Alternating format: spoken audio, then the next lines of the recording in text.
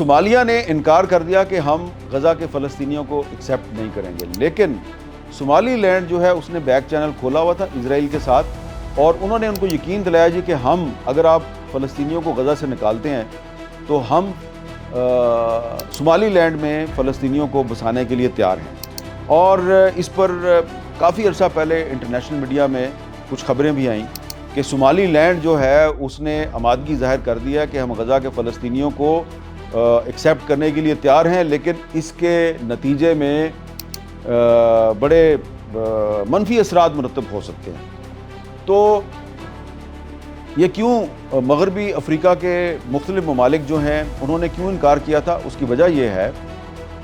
کہ ان کا یہ خیال ہے کہ اس سے افریقہ میں اور خاص طور پہ مغربی افریقہ میں ایکسٹریمزم پھیلے گی، انتہا پسندی پھیلے گی، اور داعش جو کہ جس کو آئیسس بھی کہا جاتا ہے،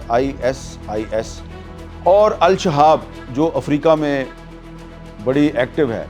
اس قسم کی تنظیموں کے اس موقف کو تقویت ملے گی کہ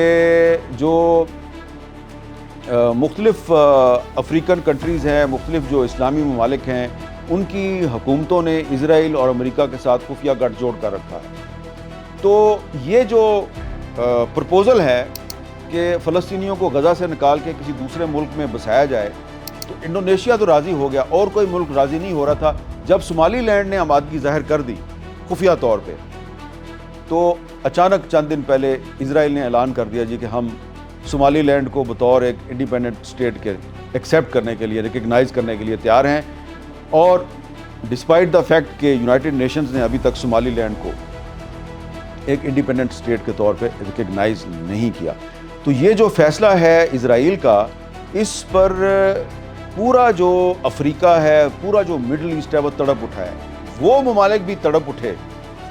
جو کہ ٹرمپ کے غزہ پیس پلان کو سپورٹ کر رہے تھے، اور اس میں سر فہرست مصر تھا۔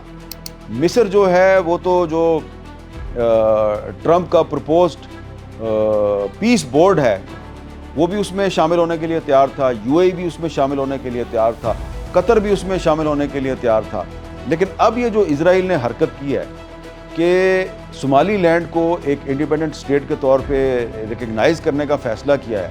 تو اس کی مذمت پاکستان نے بھی کر دی ہے، اس کی مذمت جو ہے وہ ایجپٹ بھی کر رہا ہے، اس کی مذمت قطر، UAE، سعودی عربیہ